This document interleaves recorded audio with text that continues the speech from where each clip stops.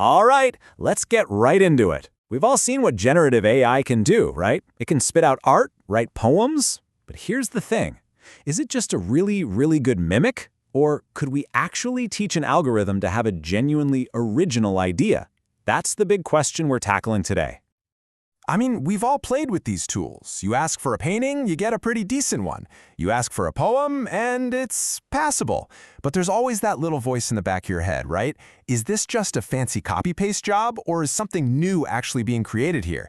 It's interesting because the source material for this explainer actually says that so far, AI's creativity has been, and I'm quoting here, somewhat disappointing. And that really gets to the heart of the matter, you know? The difference between a generator and a true creator. Think of it this way.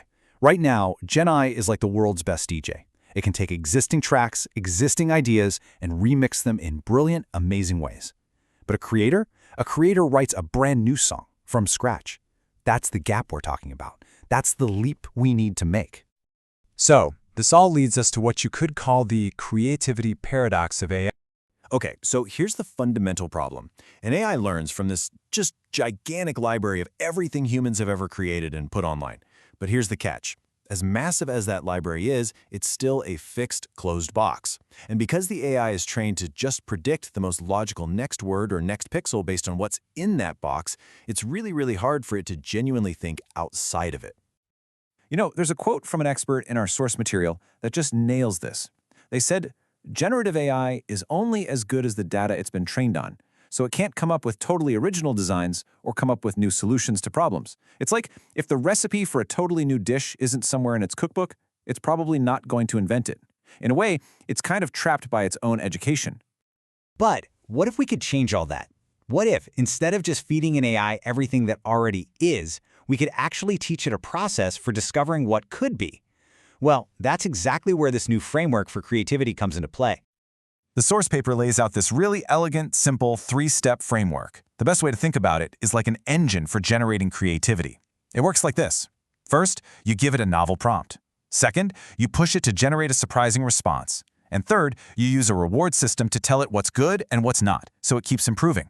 It's this constant dynamic loop. All right, so let's pop the hood on this engine and break down each of those three crucial parts: prompt, response, and reward. Okay, first up, the prompt.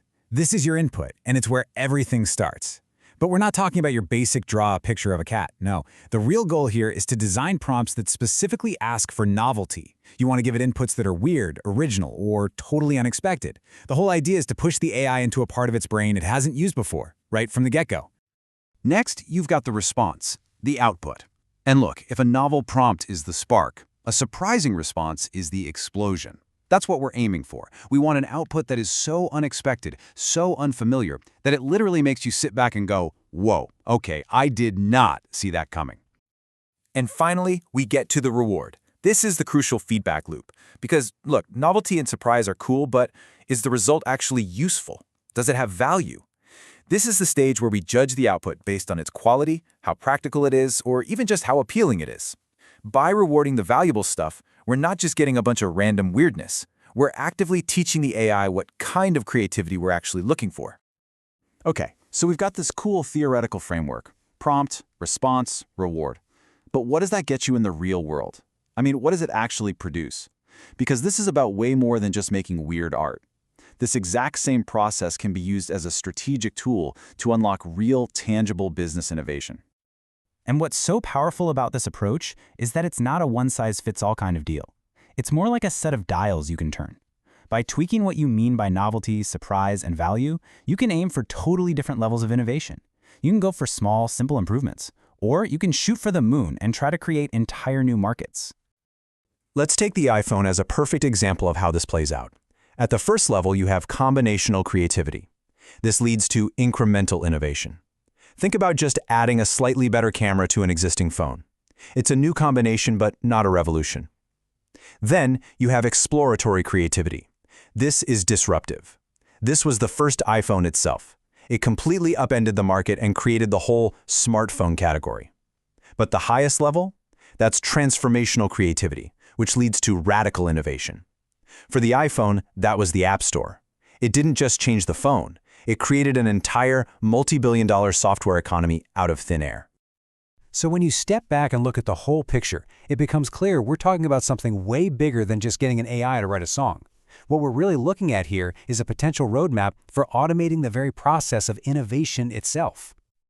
All right, so let's quickly recap the key takeaways here. Number one, AI creativity isn't something you just have to hope for after training.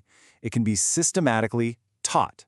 Number two, the engine that does that teaching is that powerful dynamic loop of prompt, response, and reward.